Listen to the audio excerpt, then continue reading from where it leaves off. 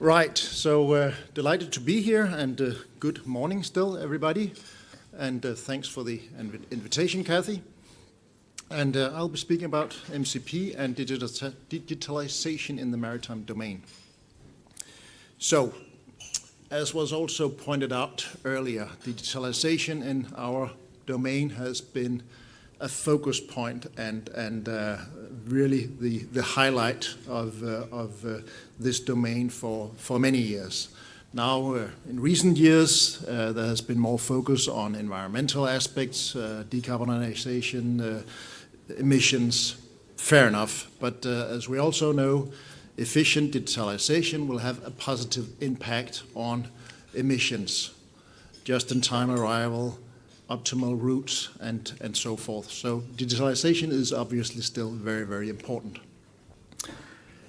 It has also been stated that digitalization is behind in the maritime domain compared to other domains.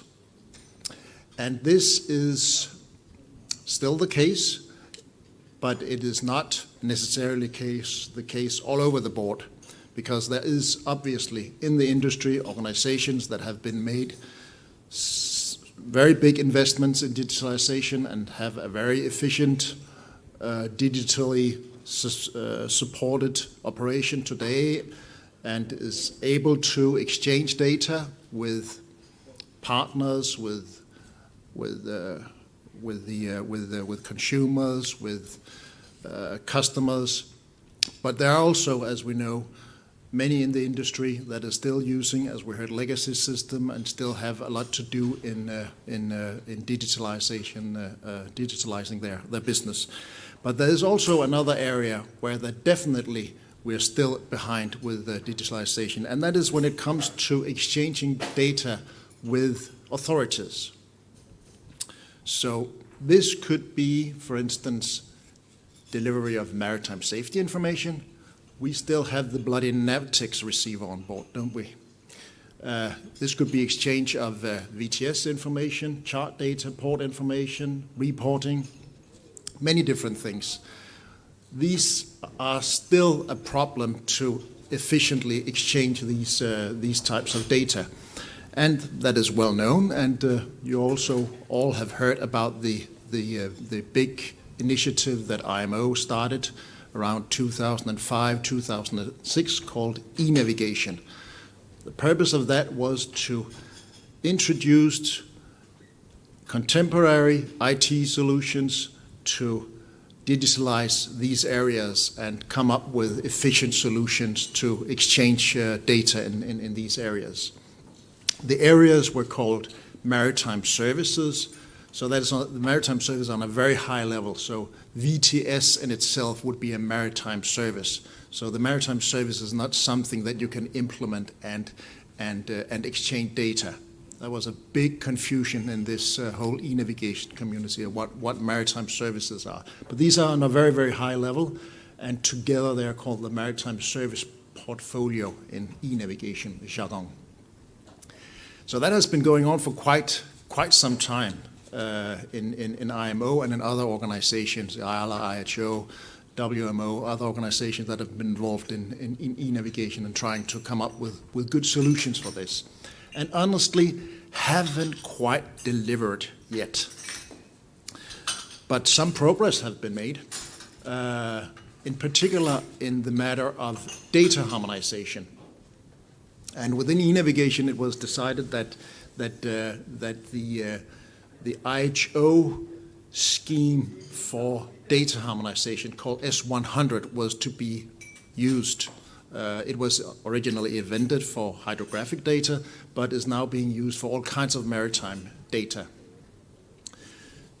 So that has been a lot of work going on to make data harmonization, to define product specifications for different types of data. For instance, S101 for chart data, S102 bathymetry data, S124 for navigational warnings, and many other types of data. And that's great. We need data harmonization.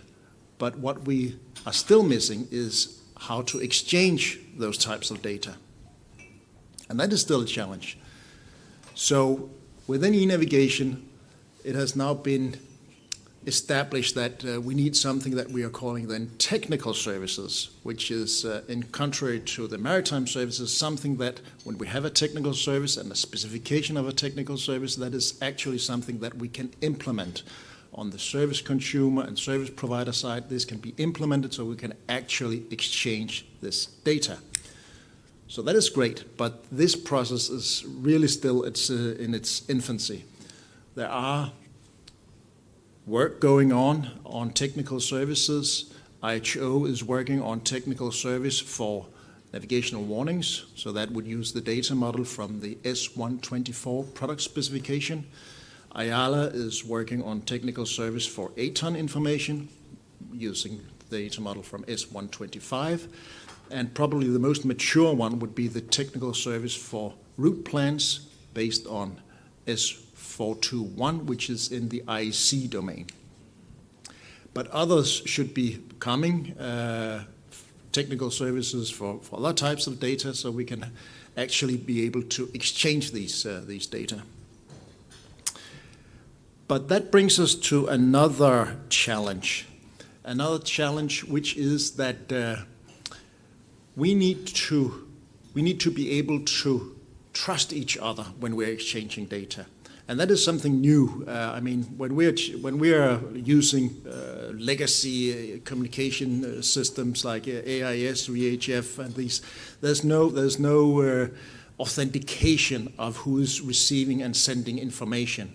And the way to find the service, that has been like very easy because it was very much based on radio technology. If you open up your radio in a specific area, you would be able to connect to others that were in the same area, and service discoverability would really be a matter of tuning into the right frequency.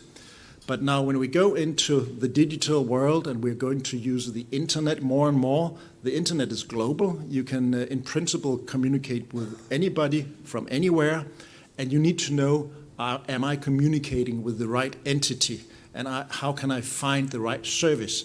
So authentication and service discovery becomes an issue. So here we have a ship entering a VTS area. They try to exchange data. How does the ship know that it is actually communicating with the VTS center and vice versa? So what we need to establish is basically trust between strangers, because this ship has never been here before. They have no prior knowledge about each other. So we need to establish trust between strangers, and we need a reliable mechanism to discover technical services. And maybe, possibly to no surprise, my postulate will of course be that the MCP is the solution for that. So what the MCP does is that it has a identity registry, a service registry, and a maritime messaging service to alleviate these tasks. So the identity registry basically is a place where you can give identities to anything that needs to exchange information. Ships, EGDIS, devices, anything that needs to exchange information, users. And one element of this is that it is given a unique identifier. IT systems need unique identifiers in order to handle information. So we created a scheme for making unique identifiers, and they are called MRNs, Maritime Resource Names. And this scheme for giving unique identifiers has actually been adopted by IALA and IHO, so they are also now using this scheme for producing unique identifiers. Also, the system can issue digital certificates, so you can have this trust when machine to machines are communicating. And also we're using assisting technology to validate users using OpenID Connect. And both are based on existing technology. The digital certificates are based on IEC standard X509, and the user authentication mechanism used based on OpenID, which is what is used when you log in with your Apple ID, Google ID, LinkedIn ID, whatever. So these are known technologies. So this is the Maritime Identity Registry. The other element here is the Maritime Service Registry, a kind of yellow pages for maritime services. So you would have the description of the services, you would be able to search for keywords, and it also gives you a coverage of a specific service. For instance, this picture here is the coverage of maritime safety information from the Danish authorities, and you would be able to ask the service registry who is providing navigational warnings in this geographical area. And the service registry would give you the endpoint to the service provider providing you that type of information. So the MCP doesn't handle the information, it handles identities, so you can have trusted relationship between whoever is exchanging information, and it handles service discoverability. It doesn't handle the data itself. Unless you use the Maritime Messaging Service, which is kind of an email service to actually transmit the data. It doesn't look into the data, it just serves a bit like transmitting the data and mitigating some of the headache of actually exchanging data between a ship and shore, where you have the sometimes shaky connectivity and the need for change between different technologies, different communication channels. The MCP is not a commercial system. I don't have a company that sells MCP that I'm trying to sell. The MCP is more a standard. So anybody can use MCP, anybody can set up their own MCP. What we are doing is that we are standardizing these mechanisms, so you don't have to reinvent new ways of authenticating or new ways of developing service registries for service discoverability. So it is a decentralized concept. This is also very important because on this planet we have here, not everybody trusts everyone. It wouldn't be possible to have a single registry that everybody would want to trust. So when you have a decentralized system, you can actually choose which identity providers do I want to trust with which things. So it is a very, very flexible system that can be used for many different types of data and with any kinds of user, any kind of purpose, and then you can basically choose which one do I want to trust in which context. So anybody can be an MCP service provider, and we're just focusing on making sure that there is interoperability between these MCP services or MCP instances. So in order to do that, you need a governing body. So we set up the aforementioned Maritime Connectivity Platform Consortium, and we modeled that after the World Wide Web Consortium. The World Wide Web Consortium, of course, you probably know that they are responsible for many of the standards on the internet. So we set up a similar organization where we have a small number of host members, which are all non-profit organizations, and they form a board, and then anybody else, commercial organizations, anybody can join as regular members, and everybody is together in the General Assembly, where they make decisions on the documents that define the MCP and define the standards. We have a number of working groups that are working on the different components of the MCP and making the standards that then will be adopted by the General Assembly. And then there will be a number of service providers providing the MCP, and we will be endorsing those MCP service providers, checking if they are living up to the requirements that we are setting for them to be an MCP service provider. And we also had an advisory board where We have some international organizations present. IALA, IHO, and CIRM are currently in our advisory board. So that is the governing body for MCP. So we don't operate the MCP. We are the standardization body. We do operate a test instance or a public demonstrator instance of MCP that can be tested by anyone and played around with. And we are maintaining also a reference implementation that we're using for our own testbed, but also that is a reference implementation that future MCP service providers can take. It is open source. They can take it and use it and run their own MCP to lower the barrier for adoption of the MCP and lower the barrier for new organizations to use and set up MCP by themselves. So we are basically doing everything that is required in order to facilitate the establishment of MCP instances or MCP service providers. So we have a number of members in our consortium, quite a good spread geographically and also both industry, government organizations, research organizations, so quite a broad number of members. So where are we now? Well, we have the different components, but they are in different stages of maturity. The most mature component that we have is the identity registry. That is basically defined in its first version, and it is run operationally in two places. A company that is operating on behalf of the Ministry of Ocean and Fisheries in Korea. That is an operational instance.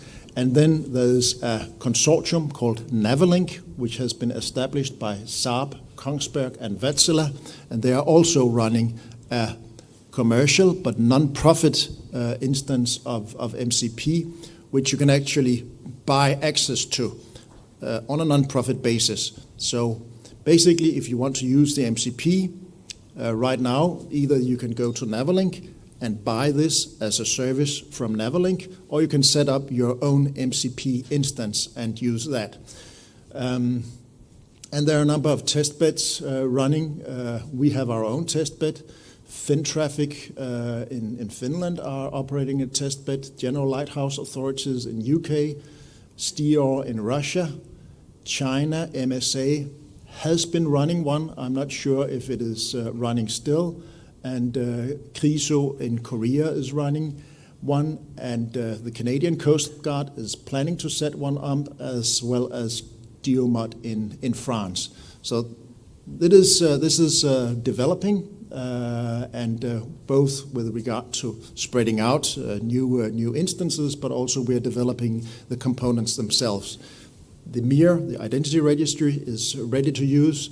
We are very close to having a prototype, or that's actually a second prototype of the service registry, and the messaging service is a little bit more on a conceptual level, but it's coming along. So that's basically it. It's a framework for global communication that could be used for any type of information. It is mainly focused on e-navigation and the types of data there, but it could be used for anything by anybody. So it is there, and you can go to the website to find more information. You can join the consortium if we want to assist in defining the MCP and the future path for developing the MCP, or start trying out to use it and see if it is of any value to your organization. Thank you very much. Is there any questions? Yes, I would invite. Thank you very much, Thomas. Very interesting. And this is one of the foundations to make things happen, standardization and common protocols. Yes, are there any questions from the audience here? There's one over there. You can have the microphone there. And also I would encourage the online audience to put questions into the dialogue box as well. Thanks very much. That was very interesting. As with all things standardization related, it really makes sense when globally most people are using it, right? Where are you on the path to have global adoption of this? And are there any other similar maritime standardization efforts in different groups or competitors, if you want? I'm not aware of it, which is why we started this project, because we were working on e-navigation, and we were trying to develop services for e-navigation, and we encountered, well, we need something like this to make this happen. And it is not there. I mean, there are probably some proprietary solutions that you can use, but that's not going to work. We need something that is totally open, that is just a collaboration between partners, and really just a standard. So we started this initiative quite a few years ago now, and we believe that this is something mainly for these types of services that I'm mentioning, but when it's there, then it could be used for a lot of other usages. Let me ask you a question. You talked about, Thomas, about the lack of trust. The word blockchain comes to mind. Is that sort of on your horizon, or what views do you have on that? We're using blockchain. The identity registry is sort of a decentralized public key infrastructure. So that is basically just harmonized public keys that have each their root. And then we, as a consortium, sort of have a meta root, which is basically a list of the roots of the MCP instance providers that we have signed with our digital certificate. So that is the identity registries. On the service registry side, we're actually using a ledger, a blockchain, to achieve global discoverability, because you have several service registries that are not directly connected. We wouldn't want that. That is something that we want to avoid. That is not an issue with the identity registries. But with the service registries, you can enter services in a service registry, and then there is each service registry is allowed to write service information to a ledger that they all can write into, and then that is the global services that you can find in that ledger. So we're actually using it for the service registry.